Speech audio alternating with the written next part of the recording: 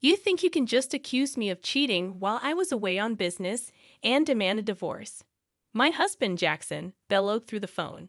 It should have been a jolting moment, but I knew better.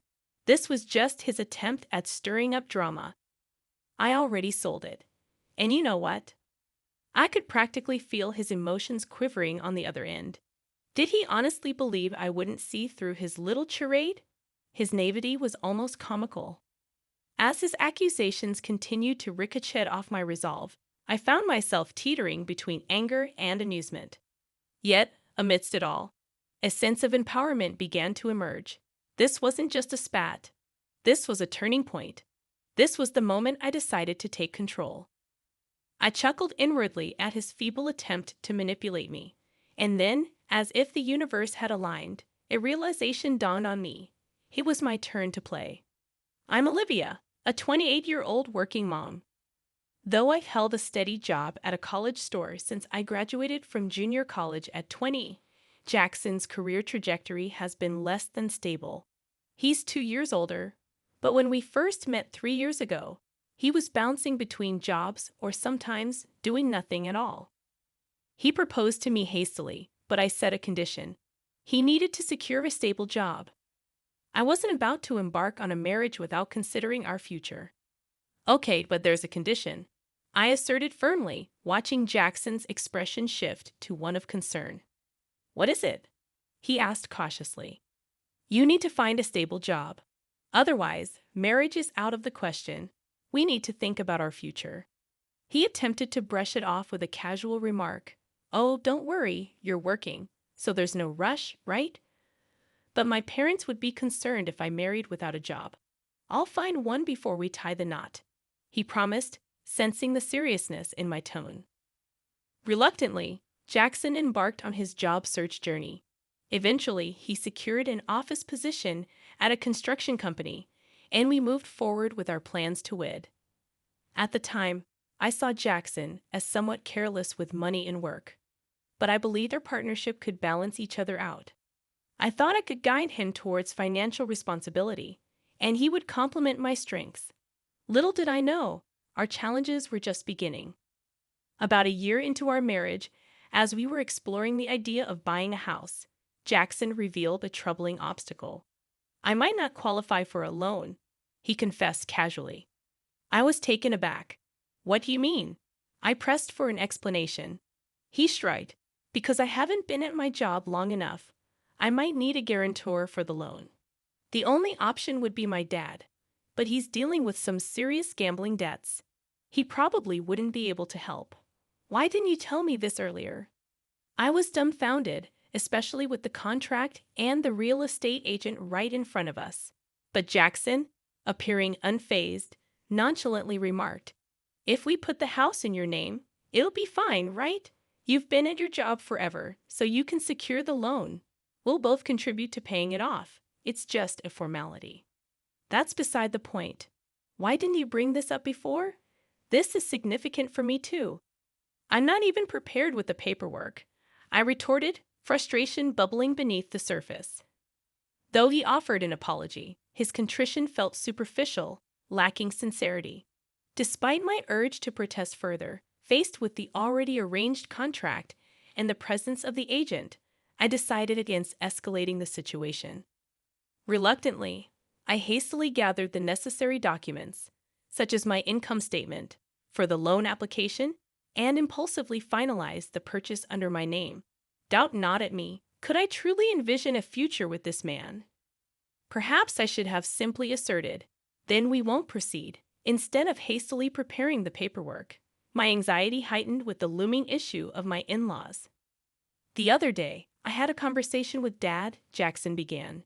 He mentioned he might lose the house due to the debt I mentioned earlier, so he's considering moving in with us. Is that all right? What? Why would you even entertain that idea? I reacted swiftly, but Jackson merely shrugged it off. Well, he's facing difficulties. My brother is single, but he's working abroad. I'm the only one Dad can turn to. Shouldn't we seriously discuss this? Maybe he can stay temporarily until he finds a place, but committing to living with us permanently is a major decision. Jackson scowled. You just don't want him to stay, do you? If he moves in, we can divide the living expenses. You're always going on about money. You mean the money you never contribute? You promised we'd split the mortgage, but it's only coming out of my paycheck. You haven't given your share. In marriage, finances are shared. It's not just your money, it's ours. It's deducted from your account because the house is in your name. Stop being so self-centered, I exclaimed, frustration evident in my tone. But Jackson simply muttered, I hate discussing money, before storming out of the room. Such disputes became a regular occurrence. Every time, Jackson would brush off my concerns and eventually retreat. No resolution was ever reached. However, Jackson wasn't entirely inactive regarding his family's predicament.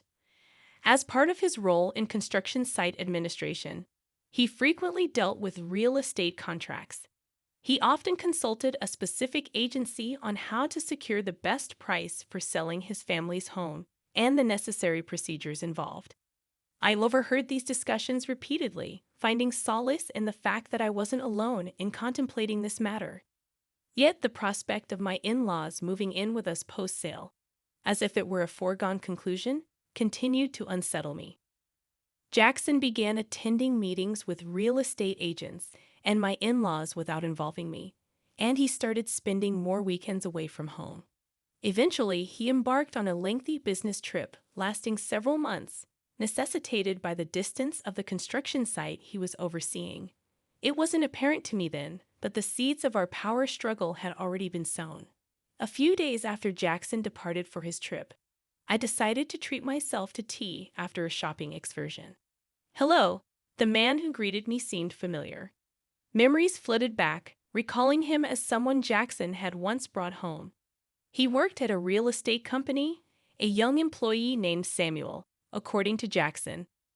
Samuel had been with the company for less than a year. Ah, yes, I remember you. You visited our house before, right? Yes, I apologize for dropping by unannounced and even joining for a meal. My apologies. No need to worry. I should have been more welcoming. We ended up sharing tea together. Samuel was affable and appeared more level-headed than Jackson, despite his youth. As we conversed over tea, we found common ground and eventually bid each other farewell. At that moment, I couldn't fathom that this brief encounter would later be twisted into an accusation of infidelity. Yet that's precisely what happened when Jackson confronted me. You've been cheating on me while I was away, haven't you? We're getting a divorce. Give the house to my parents and leave, immediately. Jackson's accusation hit me like a sledgehammer. In that moment, I couldn't help but wonder if the rumors were true.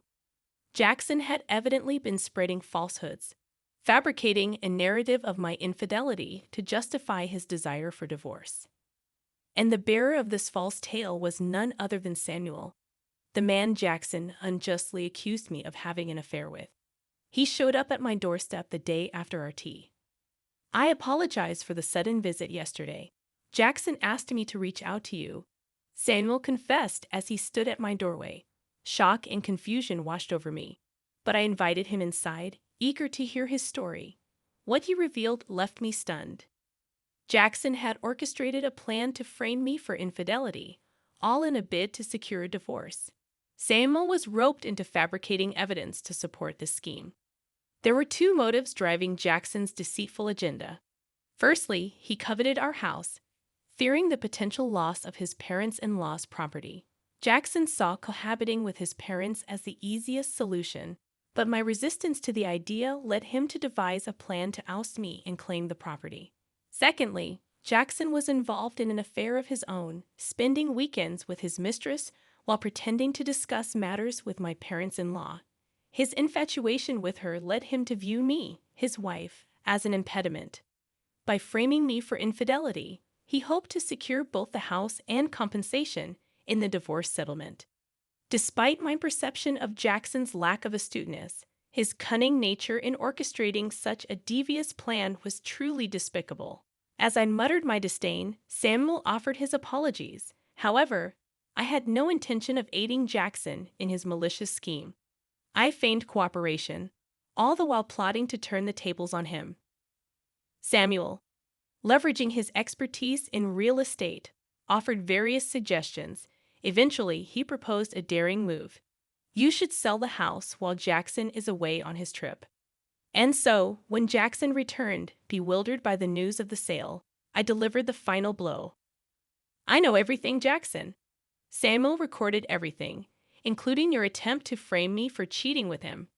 If we proceed with divorce, I can claim alimony and take you to court, I declared, relishing the shock that registered on Jackson's face. Why? Why? He stammered. But I wasn't finished. I had one last card to play. You might not have realized, but Samuel isn't just any new employee. He's the son of the company's CEO. I emphasized, incredulous at Jackson's obliviousness. Didn't you notice Samuel shares the same last name as the CEO? How did that escape your notice? I pressed, my frustration mounting. Well, Samuel's last name isn't exactly uncommon, Jackson attempted to rationalize. Are you serious right now? I couldn't believe his lack of awareness. Yes, I'm serious, Jackson replied, his shock palpable. The realization dawned on him slowly. Samuel's company was one of Jackson's most crucial clients, and they had played a significant role in handling his family's property matters. If news of this deceit reached the CEO, Jackson would undoubtedly find himself in hot water. In fact, Samuel had likely already reported the situation. Look, fine, I'll check it out. But if you're lying, I'll figure it out. Jackson relented before abruptly ending the call. It didn't take long for him to realize the gravity of his actions. Subsequently, the real estate company owned by Samuel's father refused to engage in any business dealings with Jackson or offer him advice regarding his family property. With my house sold, Jackson had no option but to return to his family home following his business trip. Fortunately, Samuel had assisted me in finding an affordable apartment, so I encountered no difficulties. As I initiated the divorce proceedings, Jackson persisted in reaching out to me. I'm sorry, Olivia. Please forgive me, he pleaded. It's too late for apologies now. You tried to manipulate me using someone else. Why should I believe anything you say? I countered. Don't say that. After our divorce, you can be with that other woman, right? That's what you wanted, isn't it? He suggested, attempting to deflect blame. Yeah, she had someone else she liked and dumped me. What a sorry tale. But just because of that, don't expect me to change my mind and come running back to you. I muttered as I ended the call with a heavy sigh. Despite not disclosing my current address to him in hopes of keeping him at bay, Jackson's incessant calls persisted. Each time he pleaded, "Please don't leave me. I'll change. I'll be a better husband." Yet I was weary of his hollow promises. Once the divorce is finalized, I'll delete his number, block him on WhatsApp, and sever ties completely. To make matters worse, even my mother-in-law reached out, begging, "Please, Olivia, we'll be lost without you. It's not me you wanted, it's the house, right?" But there's no house left, I reminded her. It wasn't just about the house. We're not that heartless. Come back, and you'll understand, she implored. You wanted the money, didn't you? I shot back, frustration seeping into my voice. That's not true. You're being unfair. You attempted to coerce me into living with you, and when I refused, Jackson resorted to deceit to gain leverage in the divorce. I can't trust someone who resorts to such tactics, I asserted firmly. It's obvious you're only interested in money. I continued to rebuff their pleas. Then my father-in-law called, his tone dripping with arrogance. Isn't it your duty as a daughter-in-law to assist my wife a little? Are you seriously refusing? Isn't all of this a consequence of the debts you've accumulated? I countered, my resolve unwavering. In response, his voice on the phone grew so loud that it hurt my ears. You heartless woman. Abandoning your mother-in-law in her time of need and shifting blame onto her. I'll teach you a lesson, you wicked woman. With that, I ended the call, shaken but determined. Armed with the recorded audio, I sought counsel from my lawyer. As it transpired, my father-in-law's words constituted a threat. Armed with this evidence, I informed Jackson that I'd pursue legal action if he didn't agree to the divorce. In a panic, Jackson reluctantly consented to the divorce. Finally, I was free from the clutches of that outrageous family. After the divorce, Jackson's reputation at work suffered, leading to a loss of trust and diminished responsibilities. Additionally, the unresolved debt forced him to sell his family home at a steep discount. Now, he resides in a modest apartment with his parents, grappling with a reduced salary and the burden of supporting his family. To compound his challenges, he is obligated to pay me alimony. Learning about Jackson's struggles firsthand from Samuel, who remained confident, I discovered an opportunity to leverage my customer service skills from my previous role at a clothing store. Samuel, now working in the HR department of a real estate company, recommended me for a position that required strong communication abilities.